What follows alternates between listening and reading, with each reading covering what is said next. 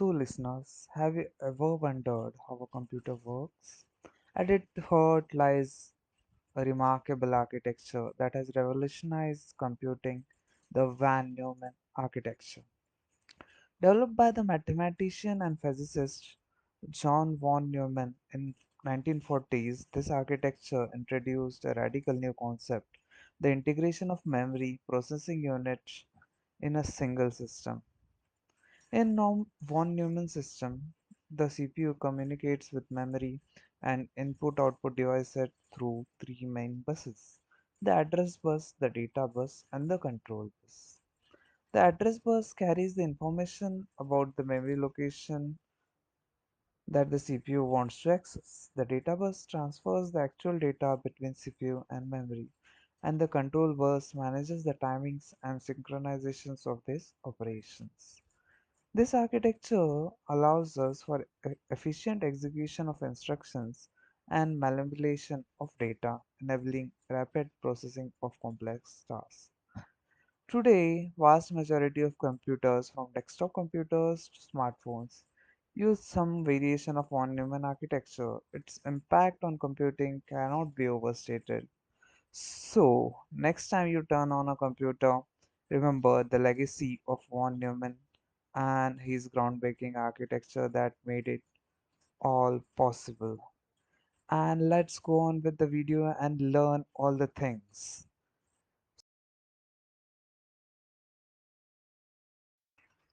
Now let's get into the actual introduction. The von Neumann architecture is a computer architecture model that is based on concept of stored program computers. The architecture has three main components, namely the data bus, address bus, and control bus, as I told you.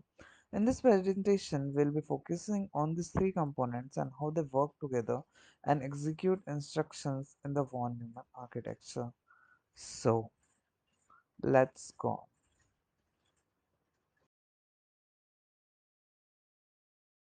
Okay, so now we will see what is the data bus.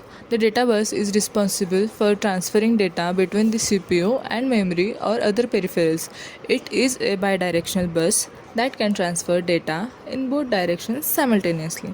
The width of the data bus determines the amount of data that can be transferred at once. For example, a 32-bit data bus can transfer 32 bits of data at once, while a 64-bit data bus can transfer 64 bits of data at once.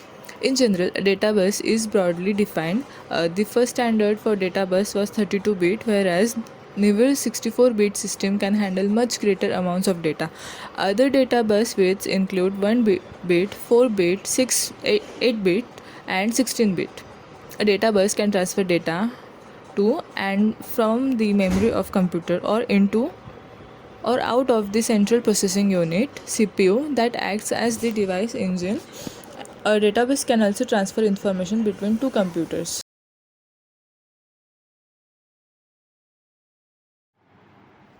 An address bus is a type of the bus used in a computer architecture to transfer memory addresses between the central processing unit and other components such as memory input output devices. The address bus carries binary signals that represent a specific memory location port that CPU wants to access. The address bus is responsible for carrying memory address from CPU to memory or other peripherals. It is a unidirectional bus that can only transfer data in one direction. The size of the address bus determines the maximum amount of memory that a computer can address. For example, 32-bit addresses bus can address up to 4 gigabytes of memory, while a 64-bit addresses bus can address up to 18 exabytes of memory.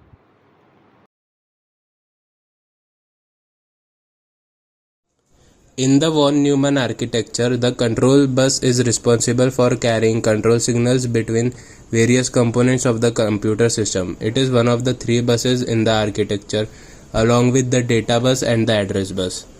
It is used to transmit the signals that control operation of the computer's CPU, memory, and input or output devices.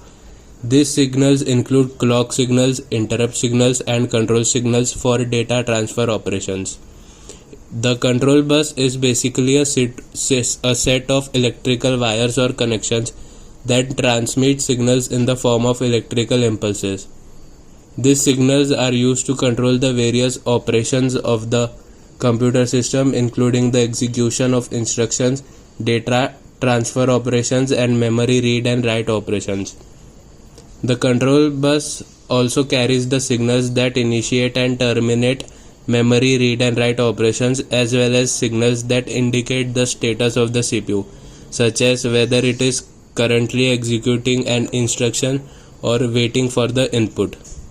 Overall, the control bus is a critical component of the von Neumann architecture, as it facilitates the coordination of the various components of the system and ensures that they work together efficiently to execute instructions and carry out the tasks.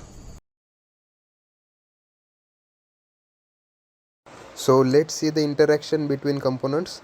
The data bus, address bus and control bus works together to execute instructions in a von Neumann architecture. When an instruction is fetched from memory, the address of the instruction is sent over the address bus to retrieve the instruction from memory. Once the instruction is retrieved, it is loaded into the CPU's instruction register. The control unit then decodes the instruction and sends signal over the control bus to execute the instructions, which involves transferring data between the CPU and the memory or other peripheral via the data bus.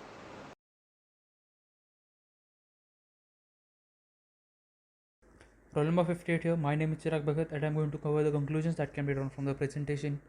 So in conclusion, system buses play a crucial role in functioning of modern computer systems. These interconnected pathways facilitate the communication and data transfer between various components, ensuring seamless operation and efficient information flow. System buses enable components such as CPU, GPU, RAM, storage devices, and peripherals to work together efficiently, allowing for smooth multitasking, speedy data access, and optimal performance. Whether it's transferring large files, rendering complex graphics, or executing intricate calculations, system buses ensure efficient coordination among components, maximizing the overall system's capabilities. Looking ahead, system bus technology continues to evolve, and upcoming DDR5 memory offering even higher speeds and improved bandwidth. These developments promise to further enhance the performance and capabilities of future computer systems.